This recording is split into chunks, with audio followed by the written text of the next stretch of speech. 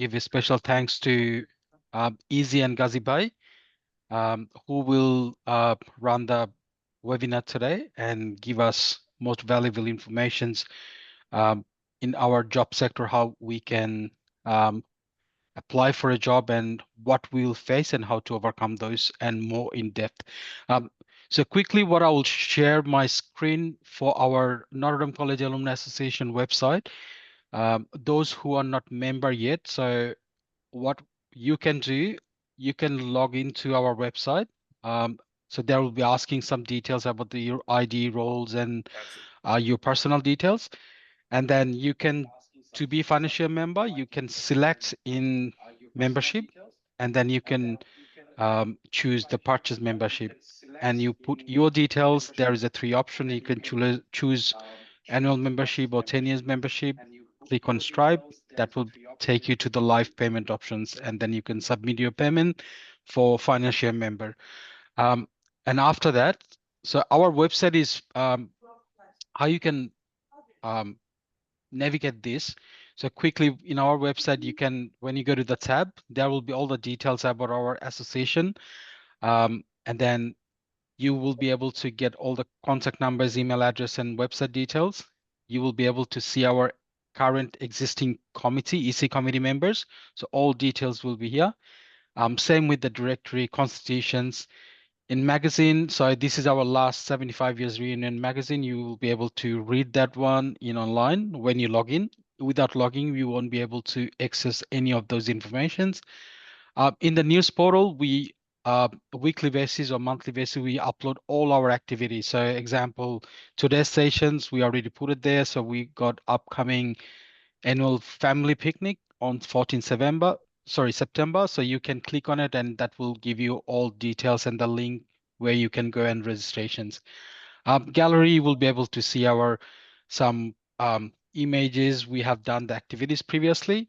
And so this is very easy website where you can navigate and you will be able to see your friends and maybe your batchmate as well. So where you can go is see the members directory, so that when you do browse members, so we have 408 members already in our portal.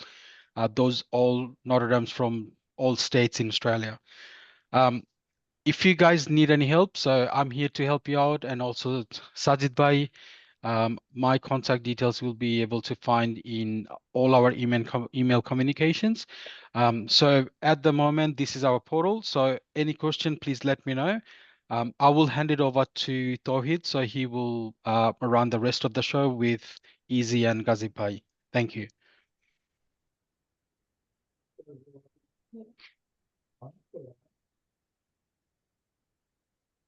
Tawhid, unmute.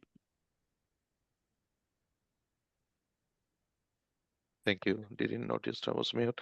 Thank you, Simon. Thanks very much. Gaziba, if you would like to share the pack, I'll go to the just a bit of housekeeping.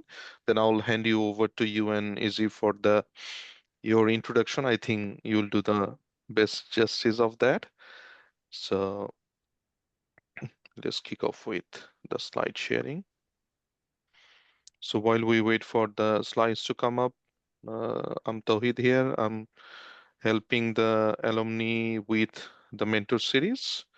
Please feel free to contact me if any one of you would like to be a guest presenter one day in your topics, anything that you are comfortable with. Can you see the full? Yes.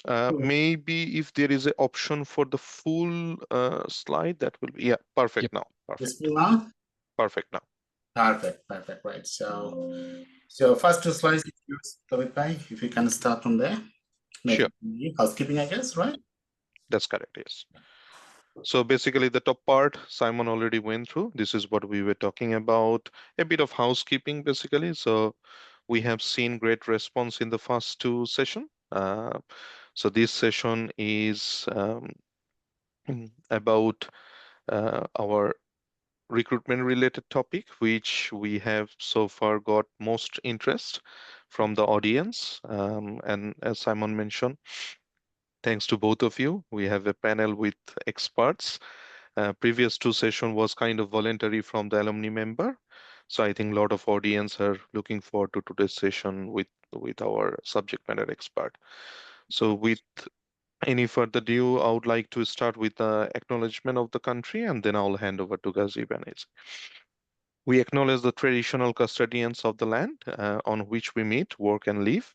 We pay our respect to the elders past, present, and emerging. Let's go to the next slide. So one request, if during the session any one of you have any questions, query, feel free to put it in the chat box. Myself and Simon will coordinate, and we'll coordinate with the presenters. So during a episode break, or when we feel that it will be the right moment to interact, to keep the session more interested, we'll ask those questions, we'll bring the topic in, and feel free to raise your hand, please. Ghazi bhai, over to you. Thank you very much, and welcome everyone. It is an honor to represent, our HRG, and also present today's topic of navigating the hiring process with Recruiter. The topic, the industry that we love to work with, and since last jointly, most probably over 33 years, me and Izzy, I guess. Yeah, absolutely. I'm really honored that you guys invited us to represent this topic to share with you. Absolutely. I certainly feel honored to be called an expert. So thank you. I guess, just to introduce myself, I work alongside Gazim at the moment at HRG. I've worked in recruitment for 15 years or so. I have worked across a number of sectors. I was a migrant to Australia myself. So whilst I'm not from Bangladesh, just to point out the obvious thing here, I do just want to, I suppose, highlight that two things I might have in common with the audience are English actually isn't my first language, so I can understand where that is a challenge. I was lucky enough to be, raised later on in life in an English-speaking country, but I saw my parents go through those kind of struggles. And second of all, I'm obviously a migrant to Australia. So if you're new to Australia, you're looking to get a role here, that I can understand kind of how hard it is to get into the sector. And I've worked in a lot of sectors where I've had to work with candidates who are coming from overseas. And it is just more challenging, let's be really honest. So I hope that today we can impart some of our knowledge. But as I said, I know it comes from a place of privilege too. Thank you, Izzy. Please allow me to introduce myself again. My name is Kasib. I'm working in this industry for around 18 plus years in both internal and external agency environment. I work not in the recruitment side, I also work in other HR functions like HR learning and development, HR operations, and compensation and benefit back in my Huawei and my Ericsson days. Today's session, we will try our best to cover different part of recruitment areas. Our recruitment journey, you can say, navigating. We will discuss about Australian job market. We will talk about how to craft strong resumes, LinkedIn profile, and prepared for interviews. Can be both in person, phone interviews, or even video interviews. And in the same time, we will try our best to cover effectively how to work with recruiters in different sectors. We might share some examples, some data that we collected, which is Australian relevant from different sources, right?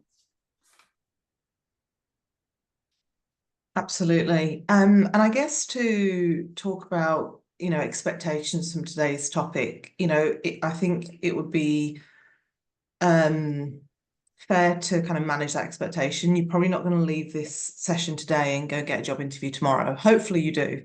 But I suppose at the moment we see people in a few different categories. You're either not getting the interviews, and that could be because you're at the start of your career, and arguably your first role that you try and find, whether it's first to a new country or first out of university, and your last role in your career are the hardest roles that you're going to acquire, because at one end you don't have enough experience to show and not enough examples to give. And ultimately you're searching for an opportunity. At the end of your career, you might be seen as too experienced. So, you know, we want to help you get from the I'm not getting an interview to the I'm getting more interviews, or if you're getting interviews, try and increase your chances of getting that role. So if you take one or two things away from today and go and trial it, we'd obviously love your feedback, and we hope that you can at least take a handful of tips that you can get straight into action. So our first topic is about a bit of knowledge sharing about understanding the Australian job market. As we know, Australia job market has been historically very strong with low employment rate around 3 to 4%, right? And rapid growth sectors are healthcare, social assistance, construction, where we can see that last 12 months, over 120,000 jobs has been created in that sectors, and construction itself is 68,000 job has been created in that areas. Other growing areas are manufacturing, IT, digital, and also in the mining areas, right? As we are representing telecommunications, if you check this data, that employment has been steadily decline a little bit. 189K since 2023 to 184K in May 2025. But in the same time, we can see that there's a little bit of decrease of job posting as well, like 7.9% of decrease comparatively, you know, October 23 to January 24, there's 5.6K drop in terms of the, you know, job opening in telecommunication and communication industry. At the same time, skill shortages are very common across many industries. So qualified candidates are, for example, in IT industry, healthcare, trades, STEMs are sought after, right? As we know, in the same time, many Bangladeshi origin like you and me are migrated from the countries to, migrated from Bangladesh to Australia. Many of our migrants are currently working in telco, IT, engineering, and healthcare. So it is very important to understand that, you know, the local demand. Based on that local demand, we have to tailor our search accordingly, where we can fit ourselves in those industries. And also note that this is very important. In Australia, many jobs are found through networks rather than job ads. Absolutely. And Gaz, just to add to that, if we were doing this presentation maybe 2 years ago, we would be given a very different presentation. You know, just those stats alone show that now your resume is working harder than ever to secure you that interview. How you turn up at an interview is more important than ever, because there's more competition, because there's less jobs. So bear that in mind for your mindset when you're searching for a role. It's not necessarily a reflection of you if you're not getting the interviews and not getting the job. It could be a reflection of the market that you're in, that it's never been more competitive. And that's important to keep a positive mindset. And that's why we're highlighting, you know, even if it is decreased, that you have to be aware of that. Absolutely spot on. Izzy and Gazib, I just wanted to chip in to clarify one thing. Imagine I'm an audience today, and I'm not from the telecom, data center, or IT. Do you think this session is still going to be beneficial for me in terms of? Great question. Great question. Yeah, absolutely. We've made it very broad. I'd be interested to hear what the audience feedback is towards the end. We've really tried to bring information that you won't find on 50 YouTube videos or on Instagram or on TikTok here. We're trying to take you behind the scenes. What do we look for? What do we see that you don't know as a job seeker? So that you can really improve what it is that you're delivering. If you want the best resume tips, head to YouTube. Awesome. You know, what we're trying to do is something a bit more than that. Thank you. And I guess here we start. You know, we talk about recruitment, and often we talk about recruiters being generalist. How do we work with a recruiter? What can a recruiter do for me? we wanted to take a step back before we start delving in to explain that there's different types of recruiters out there. So, you know, my career, for an example, I've worked in the left-hand column in this agency space. So recruitment agencies are where a company pays an agency a fee to do all of the search, all of the screening, and then deliver them maybe 3 to 5 resumes of the best candidates that match. I've worked my entire career in agency world, and what that means for me is that I've been quite specialist. I've always worked in a targeted sector. There are some recruiters who work generally across lots of different job types. I've generally worked in certain sectors, and we work with multiple clients. Sometimes they're hard to fill roles, but it also means that when I'm searching, you're talking to me and I'm not going to be your employer. So you can really tell me where you're at in your job search, and my role is to try and get you the best options. If you're not a match for the client I'm working with, I'm going to tell you up front so that I don't waste your time, but I might have other job opportunities for you because I'm working with different clients. As opposed to an internal recruiter. And an internal recruiter might work for one organization. So they might work on roles from a receptionist right through to the CEO. And therefore, each day they're having to change their searching ability. In larger organizations, a recruiter might look after one specific space, such as administration, engineering, etc. But generally, they are generalist. I guess when you're talking to an internal recruiter, you're talking to someone who's going to be your colleague, and someone who works at the organization. So you may be a bit more conscious about telling them what they want to hear rather than telling them what you don't want, which you might be telling me, to be perfectly honest. I guess also I find that, you know, being agency side, clients give me a really thorough brief on what the role is. So whilst I might not know the culture and the deep values of the company because I'm not an employee living those values, I might get a much more real version of what the challenges are and what skills do we need, whereas an internal recruiter might be facilitating a recruitment process. And when you really hear about the challenges in the role will be when you get to the interview. So the reason why we're highlighting this to you is that when you're talking to an internal recruiter and they don't know the answers to your questions, don't be put off. And when you're working with an agency, use them. Get preparation from them, ask them for advice, be a total open book. They're two very different services. One is going to be able to help you across multiple companies, and one is going to be able to help you within one company, if that helps. Would you add anything to that, Gaz? I think you cover almost everything. That's the main part of probably the difference between these two is the cultural awareness, right? Understanding of internal culture and external culture. That's probably the main difference, to be honest. And one of the things I have experiences as while I was working internal, sometimes it's a bit of slower decision-making process compared to the agencies. But when we talk about the agency recruiter, that's probably give you multiple different opportunities all across either industry or multiple industry where people can, even if they have the transferable skills, they can easily explore as well. But internal is very company specific. Like, you know, if there is anything there, there's nothing outside from organization, they will be able to get information from. I think our audience might also be able to tell as we go through this presentation our opinions on different things, and you will be able to tell that I am an agency recruiter through and through, and you will be able to tell that Gazib has spent a proportion of his career working in internal, and both have their strengths, and that's why I think we actually work really well together, Gaz. So I just want to highlight that just so that people can look out for it.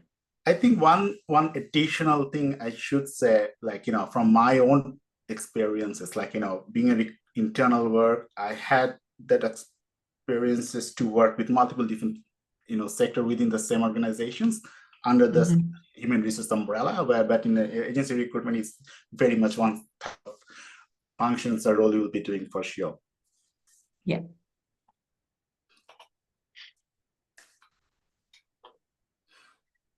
And that probably brings us nicely on to what a recruiter is actually looking for.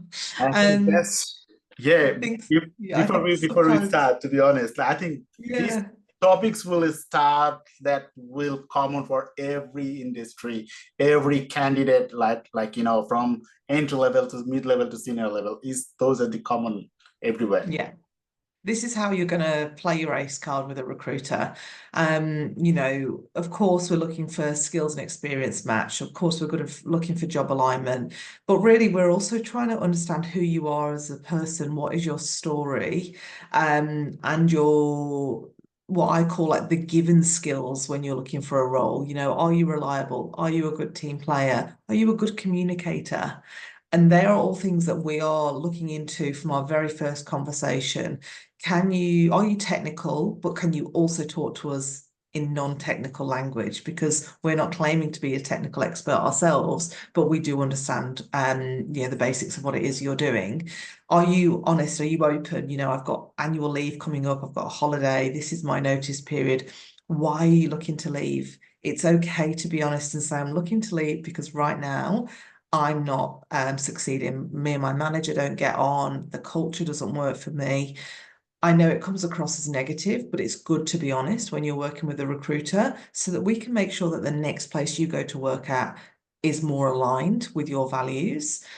And also your reliability and your punctuality is probably another kind of thing that we're really looking for. If you've committed to sending us a resume and you've given us a time frame, have you actually sent it within that time frame? Has the email that you've put with your resume, is it succinct? Have you written it properly? Is there spelling mistakes? They're all little things that we're looking for along the way, but that's genuinely because we're trying to find you the best match of a role. The other thing to highlight here is that we use keyword searches as recruiters, whether that's on LinkedIn, on Seek, on our own database. And more organizations are using keyword search when resumes come through to do an initial cull. So we might have 200 people apply for a role. I mean, as it goes at HRG, we actually tend to look at every single application because we like to cast a wide net and make sure we've not missed anyone. But some internal recruiters will use a CRM where it will siphon off certain information. And if you haven't got that detail in there, it will assume that you don't have those skills. So we're going to talk to you about what to put in your resume and how to make sure you're coming up on those searches. Perfect. I would like to add a little bit here as well. I think probably kind of summarize like being a recruiter, what we look like in a kind of right mix of hard skill and the soft skill. That's probably our first thing when we look at from the candidate side. According to LinkedIn research, that's one of the key point is communication. Like communication is a top skill in Australia, and the ability to adapt. Those are the top two things that we need when we look for candidates. That we should look for whether the person is the right fit or not. And next thing is we often emphasize about the attitude and the fit. Someone who enthusiastic and coachable easily stand out than the other candidates, right? So I would encourage you to personable, respect throughout. Whenever you got an opportunity to talk to any recruiter, internal and external, try to expect them what you want, share the details with them, and take a notes and try to work on accordingly in that way.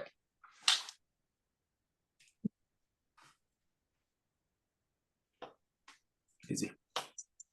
So I guess, when we're looking at this slide and how to work with recruiters and agencies, to put it really clear, bluntly, be yourself.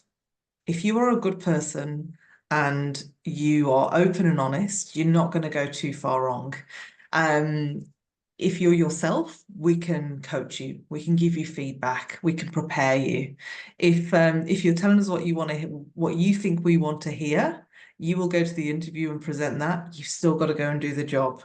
So I would just say very early on, really ask yourself what's important to you and what do you want to get out of working with a recruiter. And if you can go into that relationship really honest and open, it's like anything in life. It's like finding a good doctor, like finding a good hairdresser, like finding a good life partner. You want to show up as yourself because it's just easier, and to be authentic and find one that you get on with really well. And also build that trust. So, you know, you want to be able to say, these are the skills I want to improve on. This is what I want to get out of my next employer. And to be able to do that, you have to be vulnerable, but you have to trust the person you're being vulnerable with. So if you're speaking to Gazib and I, and you're telling us kind of that information is confidential, but be open to feedback, because when we get to the interview stage, we might be giving you some feedback based on our initial conversation, how you came across, maybe some of the language you used. Maybe you might not realize you're coming across in a certain way, but if you're coachable, we will coach you, and that will help you overall in your career. So I'd say like accepting feedback is one of the things I look for the most, because you're going to go into an employer where you're going to be getting feedback. And in Australia, that can be quite regular. It can be daily, it can be quarterly, and you've got to take that and implement it with your own initiative. Would you add anything else to that, Gaz? Yeah, I think it's covered everything there, right? So it's the feedback is very important. Like, how very often, we provide feedbacks before the interviews. Every recruiters, like when they do the preparations. We also provide the feedback after the interviews once we get the client's feedback. So it is very important for us to work on that. Like, that if you receive any constructive feedback, criticism, listen to that and try to improve that, because this will help you for the next interviews. Is a couple of takeaway as the audience I would like to share, if that is okay? Absolutely. That would be great. Yeah, Sure. absolutely. So some of the key takeaway what I have found so far listening to both of you and slides and everything, the agency or you guys are kind of the matchmaker, coming up with a bit of tailored advice for a specific role, kind of coaching and mentoring the person who is looking for a job. Yeah. The person who is looking for a job sometime might not have the courage or openness if it is an internal recruitment, because you are waiting for the formalities, you are waiting for an interview call, straight to the interview. There could be a couple of round or 3 round, whatever it is. But if someone is going through a bit of agency, it's not much time bound. You have time to get prepared, get some feedback before the real show begins. Yeah, good point. I guess actually, the only thing I would maybe correct is that often we don't have the time, but we are more patient with really hearing you, because we know if we rush through a recruitment process, it won't work out. So we're more accountable on the outcome of the interview process. Whereas maybe internal, you go through the process, get to the end, there's not the right candidates there. We just start again, which is not ideal. But, given that we are charging a fee for our service, we want to get it right the first time. So sometimes we are bound by time. But I think what we're saying is, tell us where you're at so that we can work with you more so. Understood. Thank you so much. Yeah, love that. Just before we jump into resume, was there any questions from the audience just before we move on? Simon, I checked it from my side. No questions. Nothing but at the we'll moment. encourage the audience to raise their hand or put a question in the chat box. Yeah, and great. I'll politely interfere if you allow me. Perfect. At the end of this section, we'll ask you again. So that's no problem at all. So yeah, audience, we'd love to hear your questions. We want to make this helpful. Ultimately, we've created this because we think this is helpful, but we're not you. So give us your questions. We'd be more than happy to answer. So yeah, let's head to the next slide, Gaz. Perfect. I'll hand over to you, Gaz, on this one. Thank you. Yeah. So this slide is about anatomy of standout resumes. That's most likely that you would like to know. Like, there's something that you guys are already doing it. Maybe a couple of points, if it's relevant to you guys, maybe that's where we need to work on it, right? In this topic, we will discuss Australian style resumes. Like, obviously, first thing first is your name and contact information at the top with your professional email. So in regards to professional emails, we have seen some very different type of email address, to be honest, right? So like sometimes we even talk about, say, wow, look at this email address. It sounds completely out of the context, right? So for example, Sweet Boy USA kind of this, right? So it's better to have a bit of professional email address, because sometimes this is easy for us to remember as well in the meantime, right? It's aligned with your names. And adding a short career summary highlighting your relevant strength, right? We focus to try to limit it for 2 to 3 lines only. If you have more than 5, 6, or 10 lines for your summary, that's probably too long. Then next part is describing your work experiences. We recommend that the list job in reverse order, like the most recent chronological order, right? Focus your achievement and with bullet points rather than general tasks. For an example, if I give an example in that sense, for example, I'm a sales guy, right? And if I put my work experience like that, yeah, I'm responsible for revenue generation, full stop. Easy, she's also a salesperson. If she put in that way, right? Increase revenue by 15%. Which one do you think is more suitable or more meaningful? Obviously the easiest one, because that's give you the actual achievement, showcase your achievement and what you are, your impact, right? Not just the duties. So whenever you prepare that CV, try to give those kind of information rather than any generic task. Right, generic task is very much job description that we put and sometimes copy and paste in our resume. So we need to tweak a little bit there as well. Then we put our education and skill, right? Especially if they match with the job, right? And design should be very clear, simple, and easy to read, right? Remember one thing, in Australia, employers do not want personal details or photos on resumes. Keep it professional and factual, right? So I've seen a number of people that even use their height, their marital status, how many kids they have, right? Religion. So it's better to avoid these things. No, it's completely personal information. We should not share in our resumes at all. And we understand that that is still culturally appropriate in other countries, but in Australia, I guess to give some reasons to why, the reason why we don't want that information on there is because we've got really tough laws around like discrimination.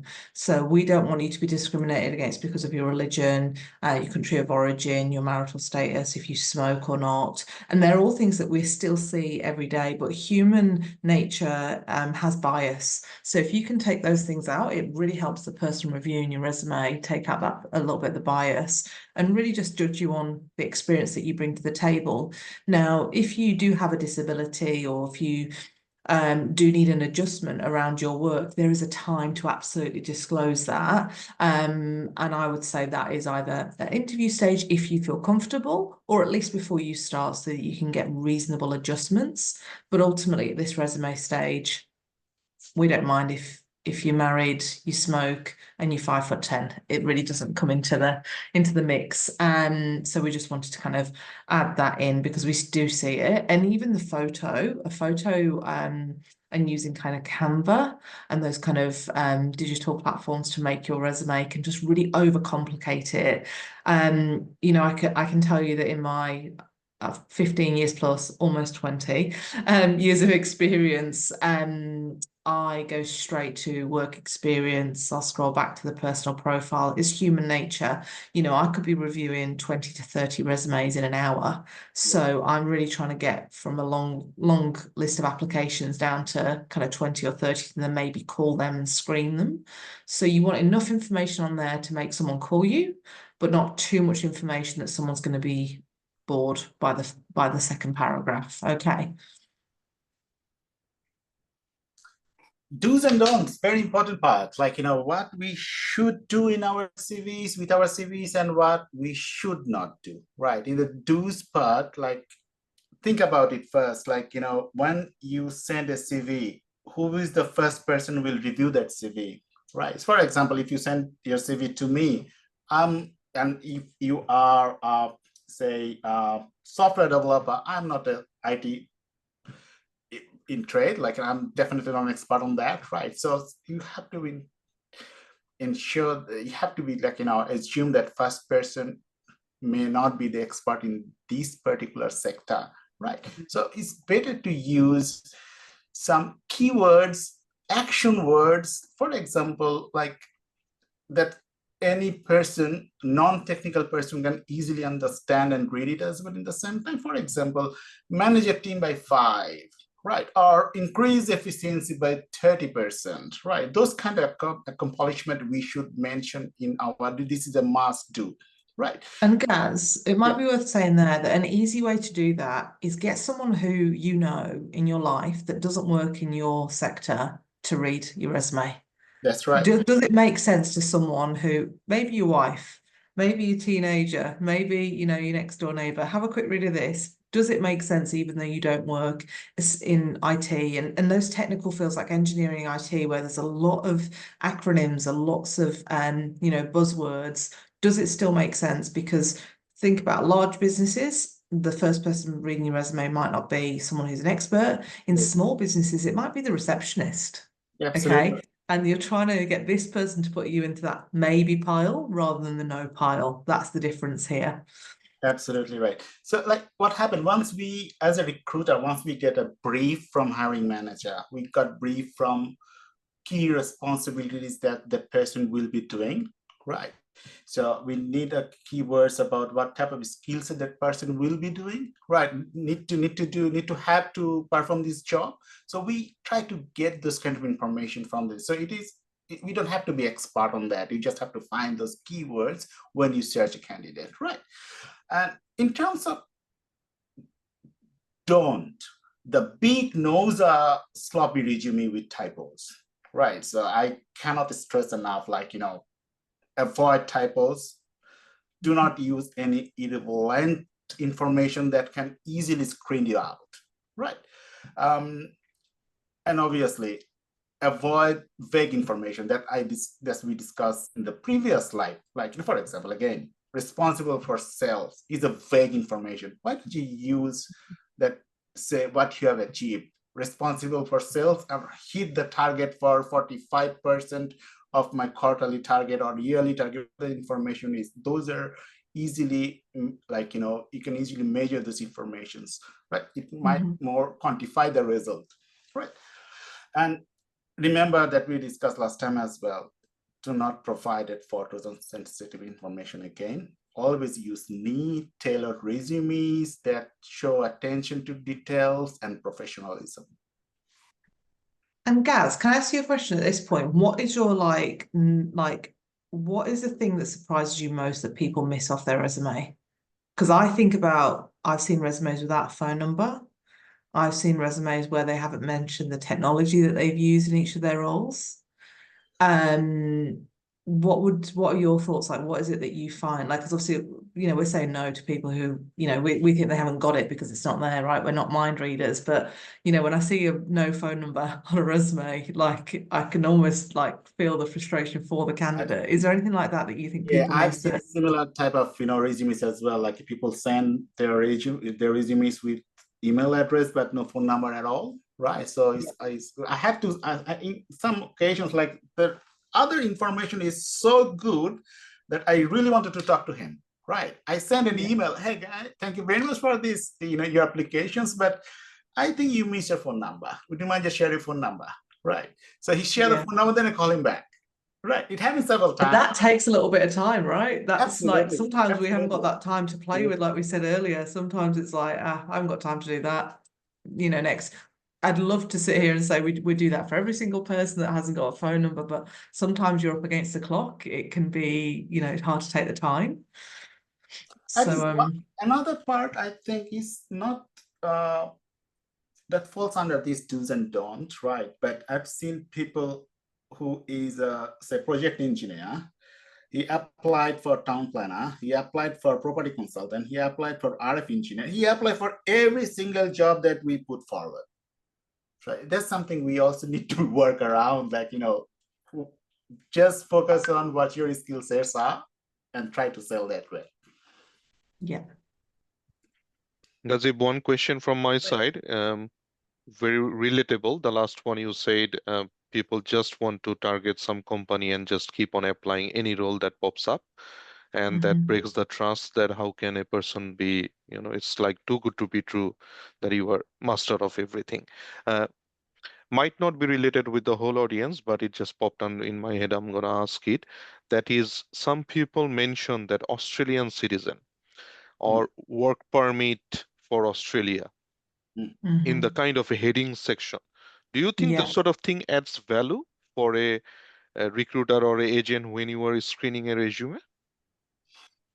I can take yes and no, to be honest, right? Yes or no, to be honest. It's definitely filter, right? So for example, sometime I did mention about like it's only candidates with valid work right will be contacted, right?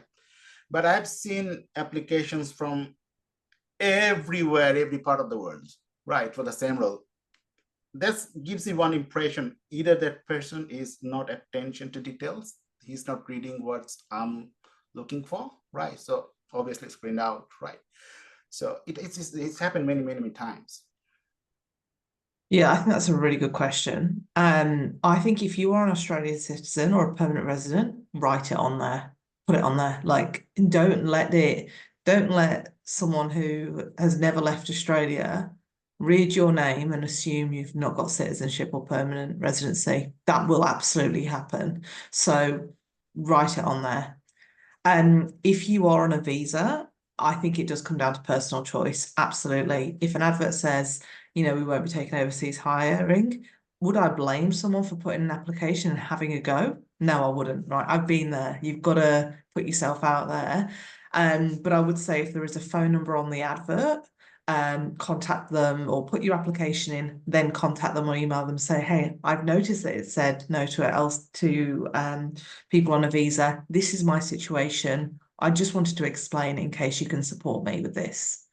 And then that way, you've not missed an opportunity. You've still thrown your hat in the ring and you've been honest, is what I would say. But I would also say there is a group of people who would write on their resume, I'm on this visa. And I personally wouldn't do that if it was me, because there's a lot of uneducated people out there around visas and sponsorship. Yeah. So a lot of the time you'll get a no because it seems too hard, but actually if they were educated in the visa process, they'd realize it actually isn't that hard. Expensive, possibly, but not hard. So I would say if you're a permanent resident or citizen, definitely write it on there. Does that answer your question, do you think? Perfectly easy. I'm gonna give you a bit of trailer of one of the question. Maybe the answer is there in the slide, but just prompting you at some stage if you can cover. So one of the audience question is, imagine fresh IT graduate, just finished study in Australia, preparing the resume.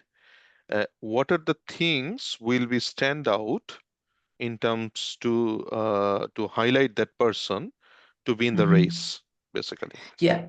First of all, I'm sure you are amazing. I would take the word amazing out of your resume, because amazing according to you, right? But not necessarily according to the company you might be applying for, because amazing looks like lots of different things. So I would say it depends on the IT, the sector that you're applying for. So if you specifically want to get into IT software, talk about what you've had exposure to, talk about any internships that you've had. Build a picture of the kind of person that you are and what you've studied, what you've maybe got, which parts of your university degree you've got high grades in. If you've got particular high grades in certain categories, highlight that on your resume. We don't do a whole amount of graduate recruitment, but when we do, we have clients who certainly want to know what qualifications and what they rated in certain modules. So really pick the ones that you're best at, or the ones that are most relevant for the sector you want to get into. And I would also say, if you've had a job that is not related to your sector, still add it to your resume to show that you are employable, reliable, you've been able to hold a job, even if it's something completely not related. add it on there just to fill out your resume and just show that you are a reliable person. I hope that's kind of helpful. I will add a quick, probably 30 seconds here, right? So I probably will be doing myself upgrade. I always upgrade myself about the IT, tools, things that currently available or are popular. In the same time, what is coming in next 3 months or 6 month time, so that we can keep myself updated, getting some training, getting some courses about it, right? And for example, put more information about whether you are a software engineer, front end, back end, do you have DevOps, do you have some other, do you have some languages, what are the information do you have? Just put those things in very section wise that people can easily understand it as well. That will stand out your skill set, to be honest. And I just saw there was a follow-up question, Tawhid. I hope you don't mind me just kind of going ahead. I was about to. Yeah, awesome. Perfect. The question was, if you have any experience in a different field as well as the closely related field, should you include both? I would say absolutely. As a grad, as you're coming into the sector, add it in.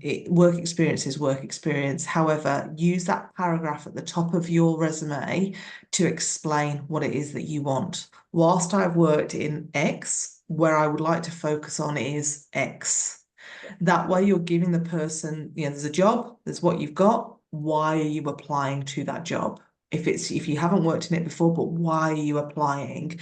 Give the person reading it an opportunity to go, I'm going to give this person a chance, because they know why. If you don't use that paragraph well, what will happen is that you're leaving it up to a human to determine if you've just applied because it's a job and you're just going apply, and that's not a good look either. So be specific in your search and tell them why it is that you're applying, which is part of what we're talking about here on this next slide around customizing. Sometimes, we talk about customizing a resume to every application, and people think, well, that will take me forever if I'm applying to 5 roles in one day. We're not talking about customizing the whole resume. We're talking about tweaking. And that kind of goes hand in hand with the answer to that question. Tweak your resume to show the person receiving your application why it is you've chosen that role. Keep a record of it as well, so that you can, when someone calls you about a role, which company it was, the job. That's a good look too. Absolutely right. I think we might have one question about the cover letter if you want. Yeah, absolutely. So what do you think? Is it relevant these days? Big debate, right? Gaz and I discussed this at length before we put it in this presentation. We did a poll. I did a poll on my LinkedIn a couple of weeks ago, asking, my audience. I'm not a mega influencer, so it's not a big audience, let's be honest. But I asked my audience, how do they think a cover letter is still relevant? And the results were really quite interesting. Everyone who said no was an agency recruiter. Yeah. They don't look at a cover letter, straight to the resume. Do they have what I need? Does it read well? Is it easy to read? Do they live in the right city, etc.? Everyone that said yes worked more for client side, which is really interesting because, Gaz, I'm interested, when you worked in Huawei, in internal, did you read cover letters? Absolutely, I had the same experience. It's like, one of my internal stakeholder asked me to ask candidate to send the cover letter as well, right? So I did what I did. I just wanted to test it because I'm not a fan of cover letter, to be honest, right? So I said, okay, it varies accordingly. But when I submit the shortlisted candidate to the hiring manager, I intentionally didn't put the cover letter to see what they think about it. And no surprise, that person came back. Where is their cover letter, right? But it's not applicable for the other managers. Other manager never asked for cover letter. So it's sometimes man to man vary, right? But most of the time is internal practice, I guess, right?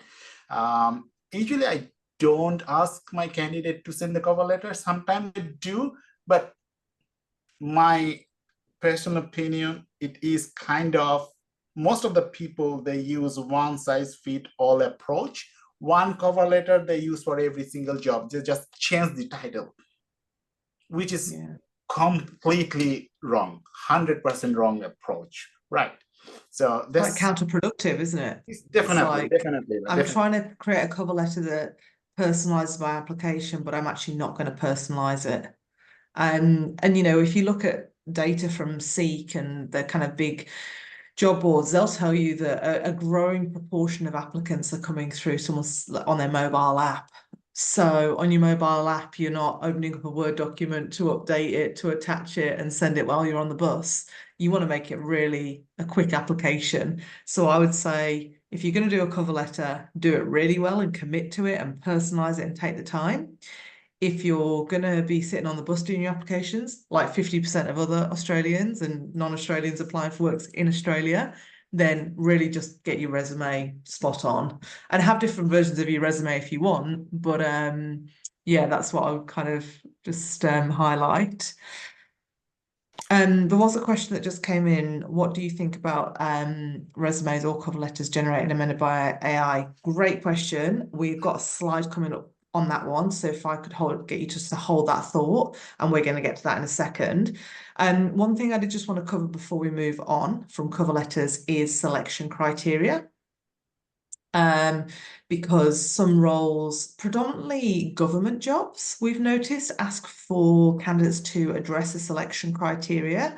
And sometimes that's really overcomplicated. My partner recently went for a job, was asked to complete a selection criteria, and the job description was so long that they were like, which bit is the selection criteria? So first of all, identifying the right section, I would say, if there is a phone number, call, ask, clarify. Is it this section or is it this section? You know, at least know what it is that you're asking. And I would just say, really make it simple. Copy and paste selection criteria onto a blank Word document and write a paragraph under each sentence. Make it succinct. Give them enough detail to offer you an interview, but know that you can add more information to it once you're face-to-face. Would be my advice on selection criteria and addressing it. And then and make that separate to your cover letter if you're also doing a cover letter. So if it's asking for a cover letter, a resume, and a selection criteria, that's 3 different documents. And really simplify. I think a lot of people overcomplicate selection criteria. I know when I recruited for defence, I would see everything from no selection criteria to people who would write a page under each point, and I'd have a 5-page document. And to me, that isn't clever. It's just too much because the reader just doesn't get to the end of it. So I just wanted to highlight that on that point. But yes, on to the next slide. Let's do it, guys. There you go. Is it 30 seconds just to interrupt? Something came up my mind. Is there any thumb rule how big the resume should be? Some people say 2-page, max 3-page. Any such rule in the industry? You being the It's expert. a really well debated topic, isn't it? Look, if you're a grad, you're not going to have a very long resume. And if you're working in the industry, you're going to have a really long resume if you write everything, okay? And I think both can be at a disadvantage. I think 2 pages is a great length of resume. You know, if you're going to make everything a size 8 font, then maybe not so much, right? That defeats the object. Make it a decent size font. But I would say focus on what's important. So if you've got 20 years experience, really focus on what it is that highlights where you're going next. And try not to have big, long lists throughout your resume. But if you have got 20 years experience, then you're never going to fit it onto a 2-page document, are you? That's just the reality. So don't cut it down so that you don't get, it's at your detriment if you don't get the interview. So if it's going to be 3 pages because it shows your best side, make it 3 pages. Awesome. If you are a civil or a structural engineer and you've worked on a heap of projects that you think is important to list them. Make a list, make it in bullet points, make it easy to digest. That's fine. But you can bring your resume to life when you get to the interview. That's what's to remember. One thing here as well, like, and I probably would recommend you to have one resume with all your informations, right? Because remember, we discussed about in our previous slide that we need to tweak our resume based on the application that we put forward, right? So, and not only that, we also have to put our descriptions, our responsibilities part is factual, right? You have to use your achievements rather than your general descriptions, right? If you use that technique, your CV will definitely not go for 10 pages, right? It will be short, 3 pages maximum, right? If you use that techniques to do it, right? Again, so for example, if you are a RF engineer in your 10 years, 15 years of experience, you work with RF planning, you work in optimization, you work with in EME functions, but you are applying for a role for optimization role. So put optimization information there only. Other information just completed with the 1 line or 2 lines. It's still, your resume will not go more than 3 pages. It's still possible to concise everything, but obviously you have to use right information that is relevant to that role. And that leads nicely into AI. AI can help you make your resume succinct, Absolutely right. However, you want to make sure that it's not stripping out everything. AI doesn't know what's relevant, what isn't relevant. And I guess, you know, when it comes to AI, it's the future. We're going to be using it. To sit here and say, don't use AI to use your resume would be short-sighted of me, I think. I think people are going to use AI and we will continue to use AI, but there's a few things to remember when you are going to do it. First of all, really review it once it's spat out your answer, before you hit submit. You've got to spend a bit of time making sure it's real for a few reasons. One, software is coming a long way and it will be able to detect straight away if it's been generated by AI.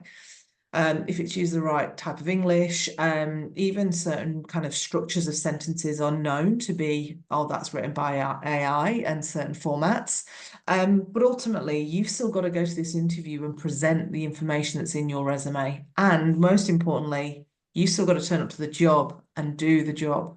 So if your resume is saying that you're an expert at something when actually you're a beginner, then that's not you're gonna set yourself a very high bar by the time you get into the job. And you know, one thing is getting the job, the other thing is keeping the job. So if you're going to use it smartly, review it, and be smart. You know, don't try and cut corners with it or be lazy, because it will be at your own detriment, in my opinion. And I hope that answers that question around, like, you know, should we use it? Yeah, use it. It's going to save you time, absolutely. But ChatGPT does not know what you did in your last job as much as you know what you did in the last job and what your strengths are. So bear that in mind. You know what? So that 100% to AI. Yeah, that's it. Yeah, let it help you. Don't let it do it for you, is what we would say. Just a quick time check. Apologies. How many slides we have roughly, just so that we can engage? Yeah, we're going to finish this section on resumes, and then we're going to spend 5 minutes on LinkedIn quickly. and go through to interviews. Awesome. Let's do that. Yeah.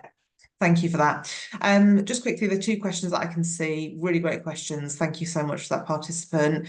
Is there a standard font size? Anything between 10 and 12 is good on a resume. Can I add photos of a project worked? And listen, I would say it takes up too much space adding photos, but we're going to talk about LinkedIn here, and we're going to tell you how on LinkedIn you should use those photos. So I'll quickly kind of go through this. I've put together kind of 3 things. Well, actually, first of all, tip number 1 should be get a LinkedIn profile. I think there's a lot of people that don't have one, and we certainly use things like Seek to find candidates in our own database. But I would say on every single search, we are using LinkedIn to search. And there's a paid function in LinkedIn that recruiters use. And if you're just starting your new LinkedIn account, you do not need the paid version. The free version is great, and we're going to give you some tips on how you do that. So these are a little bit tongue-in-cheek, but hopefully you'll remember them. So first of all, get the right photo on your LinkedIn as per the image. Unless you're selling jet skis, you don't want this kind of image on your LinkedIn, okay? So something that shows you clearly, a nice smile, you know, just something that looks inviting and friendly, or at least gives off the kind of character that you are. Maybe you don't want to give off a friendly personality. Maybe you're a really serious salesperson, so you want a really serious sales picture, go for it. But find something that's appropriate and just take the time to pick the right one. Second one is add your license and certifications. So many people do not do this. This is like the secret weapon, I think, to LinkedIn. Take an extra second to find these sections and add in your registrations, your accreditations, and any certificates that you've got, especially if they are essential to your job. If you're an engineer with a certain registration, or an electrical engineer with open cabling license, for example, add it on there. If you've got a white card, etc., put them all on there. As recruiters, when we use that paid version of LinkedIn on the back end, we search against those things. So that means you'll be coming up higher up on our search, and we're more likely to find you. If your information isn't in your LinkedIn, you're never going to come up on my keyword search and when I use certain filters.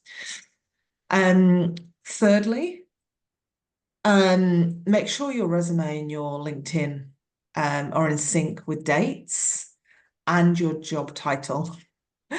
Sometimes when we're writing our resume at home in our bedroom and, you know, it's not on show to the world, we'll make ourselves a nice fancy job title. But on LinkedIn, when we're conscious that people are looking at it, we write our actual job title.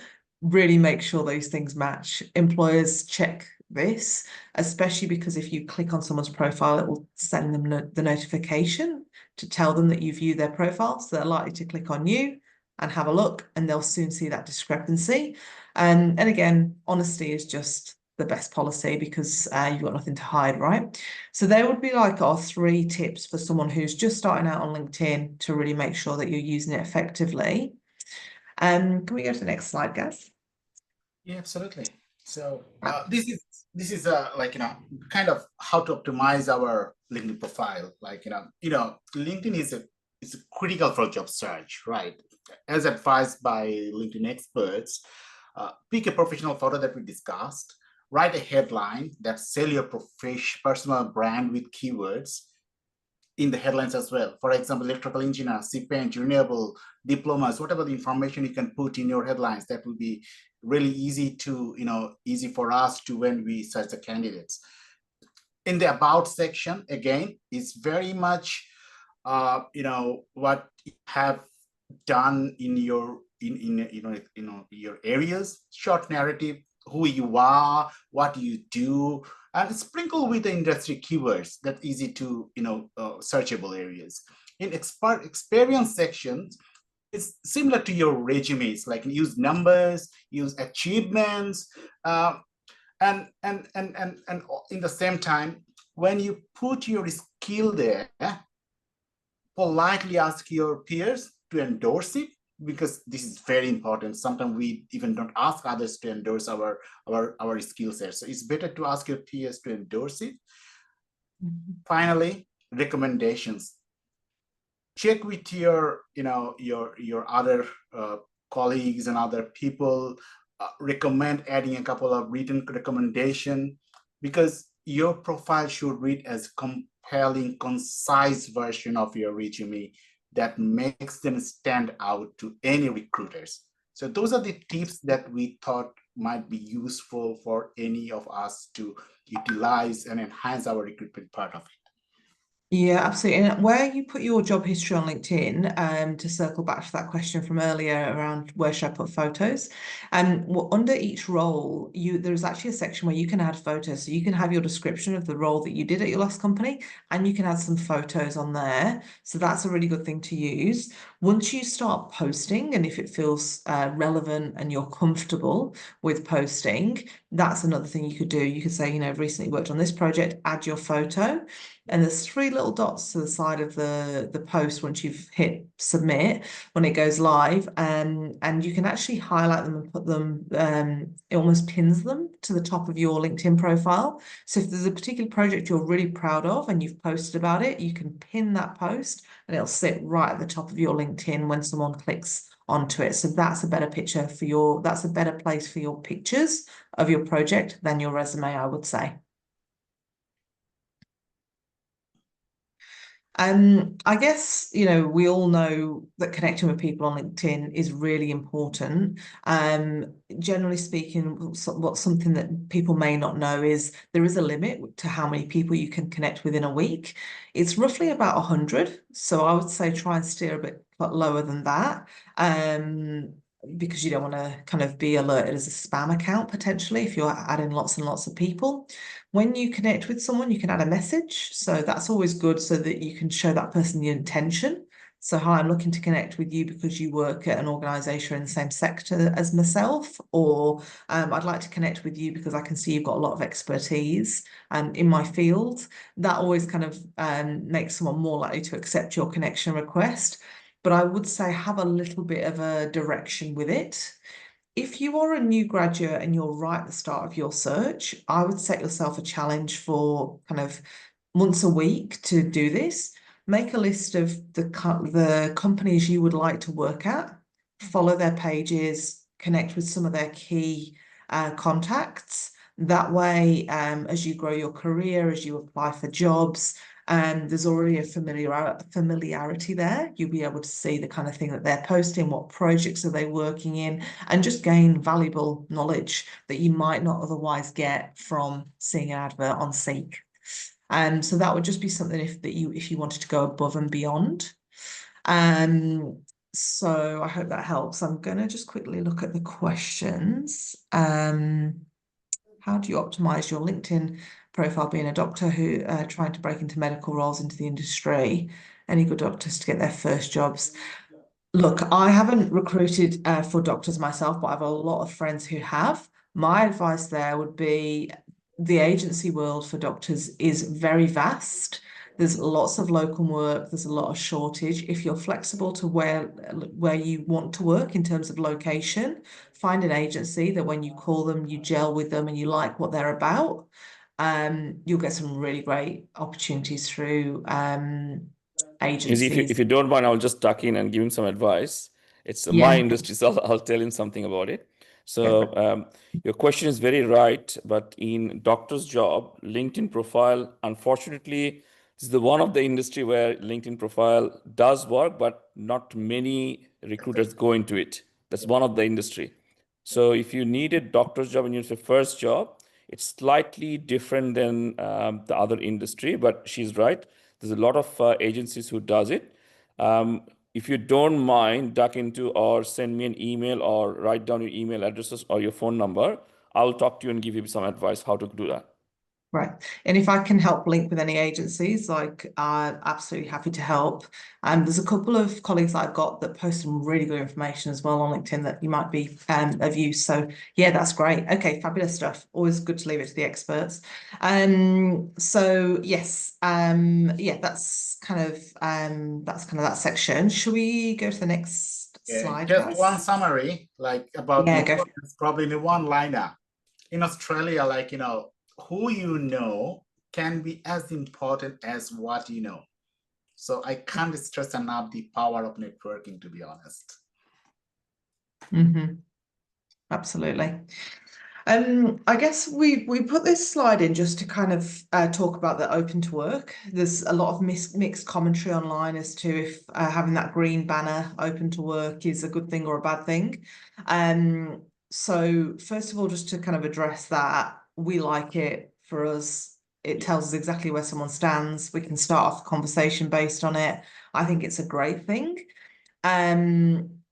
We have seen candidates who put their open to work banner on and then they're still employed. Yeah. And that's an interesting one because that's sends a message to your colleagues and who you report into around the fact that you are openly looking for roles. I don't think it's my style. It kind of makes me kind of go like this a little bit. But I spoke to someone recently who kind of, his response was when I asked him about it, he said, oh, well, I'm always open. I want to see what's out there. And my manager knows that. So I think if you've got a good relationship with your manager and you feel comfortable, that's great, personal choice. But for me, that open to work banner kind of tells me someone's finished up at a role. And I quite like seeing it. I'll certainly approach you. There's also a filter on the back end of LinkedIn that brings those candidates sometimes to the top of the list. But there is also another way where you can let recruiters know that you're open to opportunities without putting this big green banner on your profile picture. So if you look at the settings in the back end, you can give recruiters a signal. And on the right-hand image where it says open to work above the following this company since 2019, that is the signal that we get, and we can search against that field. So if you've decided that you're not urgently looking for a role, but you want to come up in recruiter searches and you just want to give that signal, call me, that is a good setting to go and find and flick on, because I often will send out my first batch of messages and say, I've saw that you've got your open to work on, this is what I'm working on, are you interested? And actually base it on the fact that they are open to work. To me, if I'm working on an urgent role, it gives me someone that's got a bit more agency about them. And I guess the other reason why we've put this second image on there, where it says following your company page since 2019, you might not realize that that shows in the back end, but that's why doing that exercise of following 10 companies that you'd like to work at is really great. Because if I was an internal recruiter and I saw following my page since 2019, that would tell me this candidate's got an interest in my company and has done for a while, and they're engaged with my brand. I don't need to sell them my brand. They know who I am. So I just wanted to show kind of those two things, because I don't think candidates often know what that back end of LinkedIn looks like. Anything to add to that, Gazib? No, I think so. As a recruiter, this is probably we love our most, right? The people who is open to work. It's easy for us to talk to those people, I guess. Mm-hmm. So there's probably, we'll try our best to cover as quick as possible, because we are also running out of time, I guess. Interview prep, we cover all three part of it, like, phone interview, video interview, or in person, right? For any type of interviews, we must thoroughly research the employer, where the role itself beforehand, before we applying for it. Just thoroughly research those two. We should ensure that we eliminate any distractions. If you are meeting a person face to face, right, then a different thing. If you have to do a video call, just ensure that you have a quiet room, a tidy background are crucial. For videos, check the lighting and the text, right? And in person, it's also important that your professional appearance has to be very professional, even in the video interview as well, because it's really like, not only, for any remote role, dress professionally, not only like, boost your confidence, actually it looks professional, right?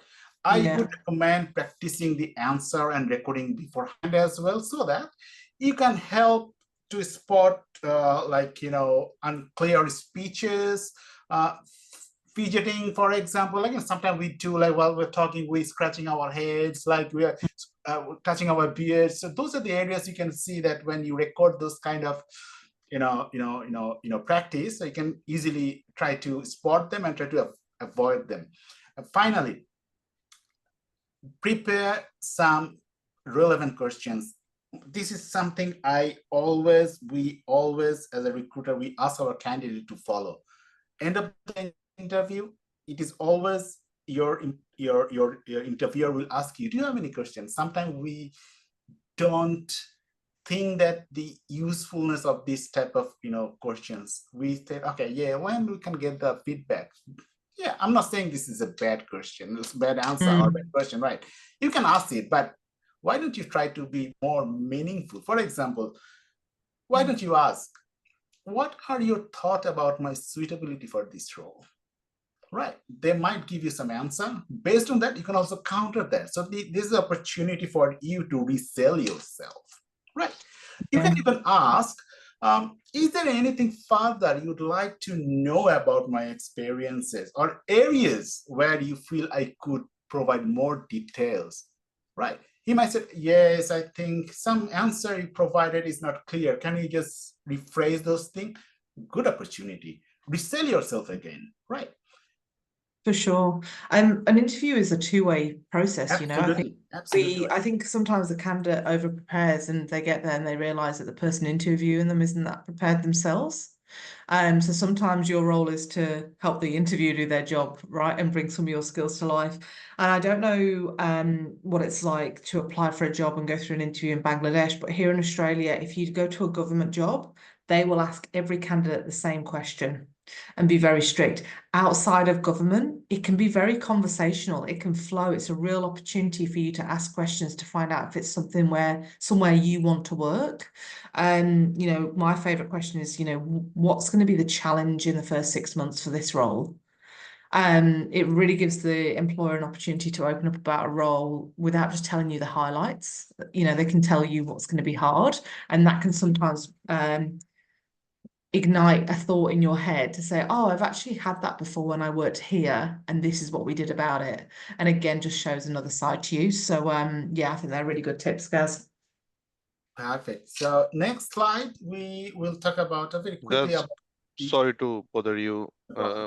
Sajid had a question, I think. Please. Quick one. Is it worth about answering question about salary? Because sometimes they ask you what's your expected salaries.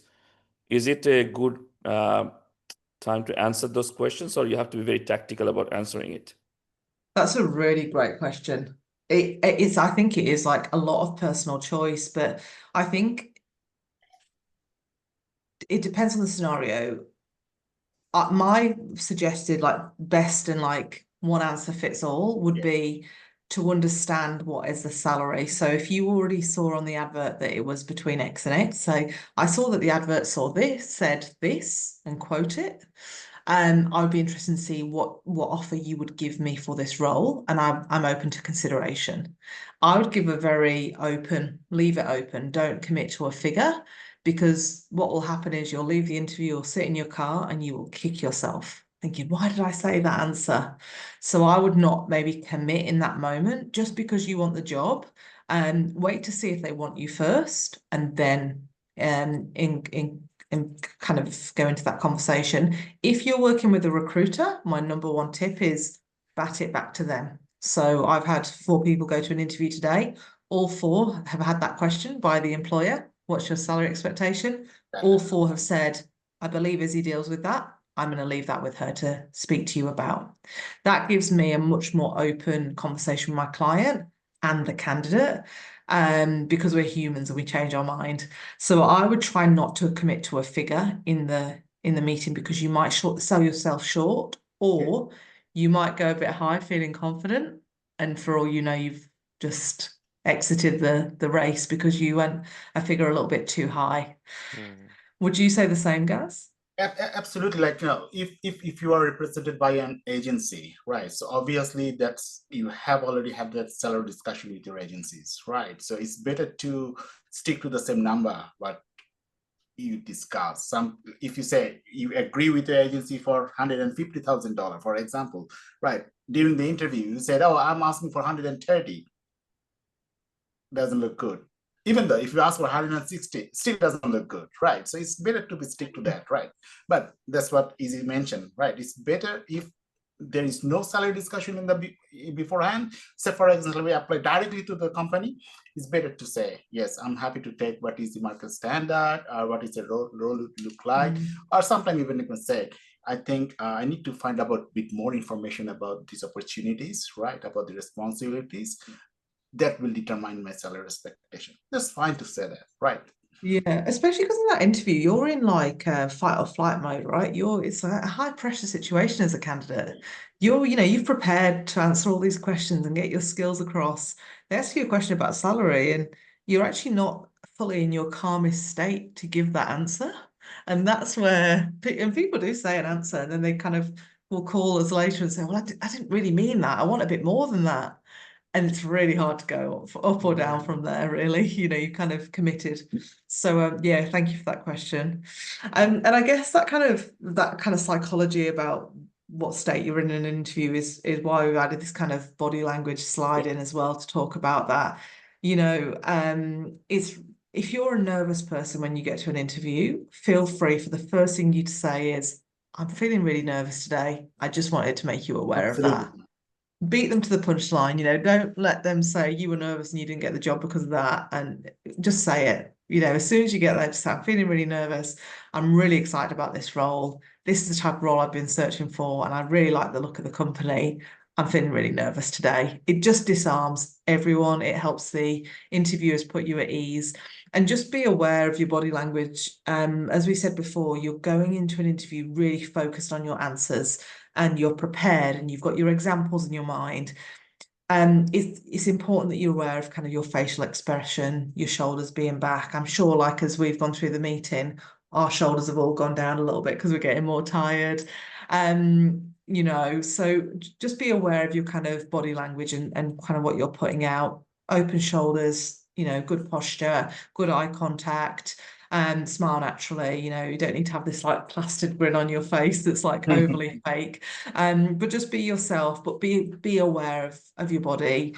And if you're doing a Teams interview, have a glass of water. Take a sip before you answer the question. Take a big deep breath. There's something about taking a big deep breath that regulates your whole system. And in fact, if you take 4 deep breaths, I understand that's actually what really regulates your brain. But you're a doctor, not me, so maybe you'd be able to tell me. But I believe that's the science there. It's 4 deep breaths is what's going to change your state of mind. And yeah, and making sure that you're dressed in something that you're comfortable in. That's the other thing. One thing is being dressed smartly, but make sure you're happy in what you're wearing and you feel comfortable, because that's the other thing that makes you kind of twitch a little bit and not feel like yourself if you're not happy in what you're wearing. So just be aware of that. And I've seen it all. I've seen people scrambling for their shirt because they didn't realize it was a video call and they're trying to put it on quickly. So just, yeah, make sure you're prepared. So that's something I think everyone should be to better understanding about what is STAR method, right? Situation, task, action, and result, right? I will directly go with some example that probably give us a bit of understanding what we discuss about here. Like, say for example, it happened in most of the Australian recruiters and overseas as well. They use behavioral type of questions like, tell me about a time when you had a difficult customer. Tell me about the time when you had a tight deadline. So those kind of situational or behavioral type of questions they will ask you, right? So best way to answer this type of question is to use STAR method, right? For example, right? So if they ask you about similar, you can say, okay, for example, we were behind the schedule of a project. That is the situation, right? Then we said, okay, I was asked to lead a team to fix this kind of situations or increase the customer satisfaction kind of things. This is a task. I reorganized the workflow and added a test phase. That is the action what you have done to achieve those, task. And finally, what was the result you delivered? Like, we delivered this project within 2 weeks early, or improving client satisfaction by 15%. Those are the results. So your answer should be focused on this STAR method, right? So I would request you at least to prepare minimum 3 to 5 different type of, STAR method related answers. It can be teamwork, can be problem solving, can be your deadline, can be customer satisfactions, can be difficult customer handling. Any kind of situation, it should have different type of stories that fall within that STAR method, so that you can utilize during the interviews. Do you want to do anything here? All I would say is be detailed on that. Be detailed. Don't assume that the person asking you the question is going to ask you for more detail. Be detailed, but this method will help you do what we've done tonight, which is ramble a little bit. This method will help you just really be succinct with your answer. But if you're going to use an example, be detail orientated. I worked on a project and this is exactly what the project was. It was this value, it was this amount of sites, this was what was kind of required. Be detail orientated, use numbers in there if you can. But no, that's great. Are we heading over to the last Oh yeah, sorry. Okay. Almost there. Yeah, no, great. I thought we were going on to the good news story, which I'm really excited for you to tell. I guess you know, if you're going to if you're looking to follow a 5-star recruitment process, after you finish the interview, it's good to connect with your interviewers on LinkedIn, good to send a message to say thank you. If you're going to do that, really take the time to do it well. If not, don't do it at all, I would say. So if you can, at the end of the interview and you've got their email address, take the time to write a nicely worded, thank you for taking the time to interview me. I'm really looking forward to hearing your thoughts after my interview. Kind regards. So you can send a thank you message, and it's something that we really encourage. However, do it really well and do it within a good time frame, and especially if it's a role that you want. If you walked out and you're like, I'm not that bothered, I don't want that job, then don't worry about it. But if it's a job you really want, you felt like you gelled and you think it might be of use, then send a thank you message. I think that's really kind of good advice. And feel free to follow up as well. Sometimes candidates kind of say, oh, I never heard back, or they didn't feel the confidence to ask. And I would empower everyone to follow up. You know, if you followed up and then you haven't heard back, well, then that's a reflection on the company. You've at least tried to kind of get your feedback, but every bit of feedback you get will help you in your next interview. If you follow up with them and they can see that you're keen, if they might reject you for that role, they might just call you for something else because they like the fact that you followed up. It's all about leaving a good impression. And these are the 1% things that you can tweak to stand out and be remembered. And like we said earlier, if you document and track where you're applying and what job you're applying for, it will help you look back as well, you know, where you want to apply in the future, where you maybe didn't have a good experience. Keep a bit of a log. It all helps with kind of the impression that you're putting out. And on that note, is it the last slide next, Gaz, or have I got this completely wrong? I think so. It is. I just want to, before Gaz tells this story, we're finishing on a good news story, and I'm really proud of. Sorry, Gaz. I know, I'm not sure if you said something. No. No, I think Gaz's interconnection was a bit paused. I see. Okay, well, I'll get him all pumped up, even though you can't hear me. We're gonna finish on a real life kind of good news story. Not many of these come around, but I just want to take a moment just to say Gaz is a phenomenal recruiter. He's very detail orientated. Candidates have a really good experience with him, and I think this story really reflects who Gaz is as a recruiter. And I just want everyone to remember this. For every no that they get, this is what might be around the corner for you. And that's the end of my speech. So I'll hand over to yourself, Gazib.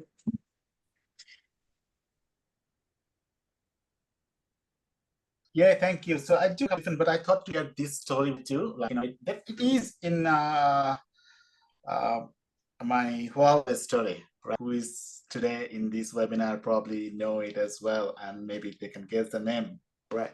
So it was Ahmed's story. Ahmed was a skilled migrant from Middle East, so and who landed a project management role. It's not a project manager role, but it's a project management, other different type of roles in Sydney after a very strategic approach, right?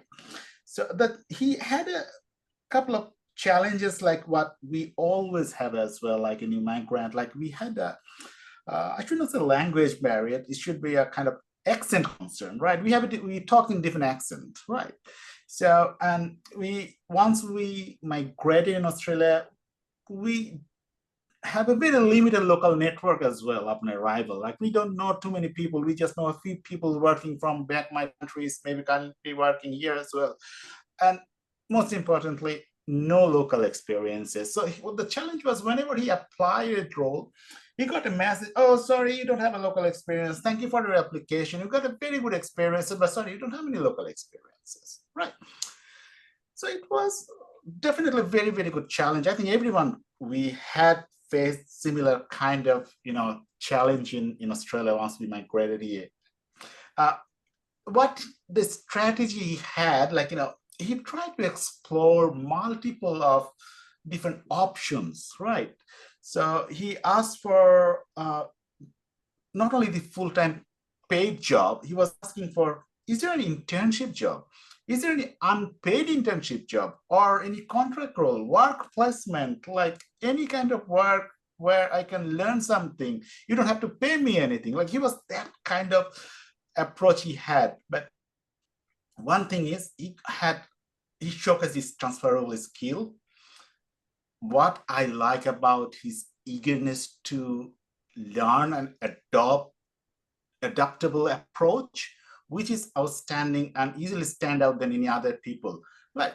So what he did identify research-based approach, like how many recruiters are there in telecommunications, at least who knows or maybe came from the same background or came from the same organization. As it is a Huawei story, he came from Huawei as well. So he just looking for who is there in the Huawei that may not be know him person, but at least he work in the same organization, right? Try to search in a LinkedIn profile, send connection request, right? So this is how I connected with him, right? He approached me same way. Hey, I'm looking for any job. You don't have to pay me. I just need a work experiences for 3 months. I'll try my best. You don't have to pay for anything. Sometimes it's also need a bit of luck here as well, because one of our manager was looking for a project coordinator, right? So the title was project coordinator, but actually it's a document controller, you can say in that sense. But he don't have headcount. He don't want to hire a contractor. He definitely don't want to hire a permanent, right? So he wanted to hire someone outsource, business outsource, we call it, right? So that means we will pay an hourly rate to him directly without any expenditure to the project, without any expenditure to the headcount, any overhead cost, right? So then I find out, okay, yeah, I do have a candidate for you, right? So he might be happy to work for you for this short-term contract for 3 months. So we share the profile, do the interviews, they like him, and like within 3 months, they offered him the contract, not only FSO contract with him. After probably 6 or 1 year later, they offered him a direct contract as well. So that person is currently working in a project management type of role in other telecom organization. That was a great journey for him, and I was really, really, really happy that I was the part of his Australian journey. And yeah, I understand that, like, the outcome of it, after persistence, recruiter assistance, like I'm secured a project support role in Sydney for 3 months. That's actually helped him to rebuild his career back in Australia. That was Gaz, you've missed one major part of that story. And the major part of that story that you missed is that you gave him an opportunity. You took a chance. Okay, you found it. You knew your hiring manager. Yeah, you picked your hiring manager that you knew that would be open to this. Absolutely, right. You spoke to he found you. I mean, like, credit to him. He found the right person in you, is what you're saying. You took a chance. You put him forward to an opportunity, and you made an introduction, and it paid off, right? So kudos to you as well. But absolutely, the outcome is definitely a reflection of the candidate finding you and finding the right person, having the right attitude, applying himself, and taking a chance, right? That's the story of trust. Maybe the role was a bit below what he wanted, but he took a chance. So no, a great outcome. Well, just to round off, I apologize that we've gone over time, but thank you so much for all, everyone's participation today. We really appreciate the opportunity to be part of this. AJ and Gazib, what can I say? I think you have had us like attentive throughout the whole session. So people were actively listening, asking question and everything. So on behalf of the alumni and wider community, maybe a lot of people, when we upload this in YouTube, will be able to access it. And it's not limited to any particular job category, anything. We try to cover graduates, but look, anyone who is in the mid layer of our career also wants to switch, wants to look for better option. So this is very handy. I would like to share one thing, 30 seconds, that it's interestingly funny that it just happened last week. Guys will know, I'll keep the confidentiality. I was helping one of my colleague. He's recruiting, but he was using me backdoor to go and check in the LinkedIn. He didn't want it to do because his profile will be then shown to the participant, and participant will get a boost thinking, oh, the hiring manager directly looking at my CV, maybe I'm shortlisted. So my colleague was using me, this ghost, person. So I was going and checking.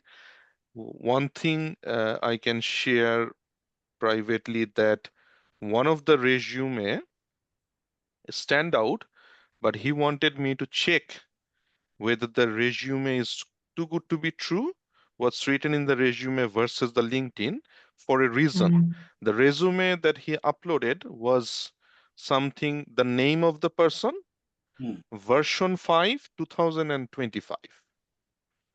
My colleague thought, is this person desperate that within 2025, halfway through of the year, this person had 5 versions of his resume?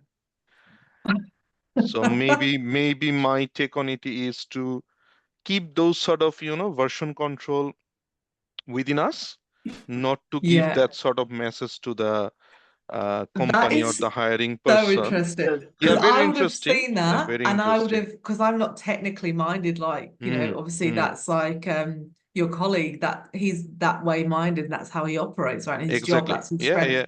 I So wouldn't even notice that, but that just goes to show that attention to detail. Interesting. So I just thought I shared that with the audience, Love might be that. helpful. Absolutely. Yeah. Thank you everyone for your attention. I know it's we try our best to complete it in 1 hour. It looks like a 1 hour, like. No, that's okay. We didn't even Thank you very realize how much. the time passed. So Sajid bhai, if I can request you to do the honor to just finish it off. Absolutely. Thank you, Izzy and Gazib, to do such a wonderful session. And we have put full attention to it. So, and just to let you know, through our Facebook page and our website page, at least 400 people have listened to you around the world. Wow. So, which is good. The number here it looks different than the number on the Facebook and everything. People wants to watch it. So we will upload it into our YouTube page and also our website, so anyone can watch it later on. But big thanks to you and big round of applause to you that you have done such a wonderful job. And our next session, whoever is present here, will be on town planning. Is it right? Yes. Yes. Someone will give it more. So it will be a town planning, and that will be in the month of. The date will announce. We will announce the date later. Later on. Yeah. Later on. Now, but I'd love to give a thank you to Izzy and Gazib bhai, especially giving us the opportunity and one of your valuable time night at it's 11:15 now. So no, thank you so much. Your presentation was very good, very informative and very helpful for us, like who wants to update or upgrade in future for job, and also for our newcomer in Australia, the graduate and others. So we had couple of good questions as well. No, thank you. We really do appreciate it on behalf of alumni associations. So thank you very much. Thank you very much. Thanks for having You're us. welcome. Like I know. You all have a good night. Thank You you. Thank too. you. Good Maybe a lot night. of questions we failed to answer. Feel free to reach out to us. Right. Yes. So share our details with them if they want to reach out to us. We'll be happy to answer. Thanks again for your time. Thank you. Thank you. Thank you all. Take care. Thank you. Goodbye. Bye. Thank you so much.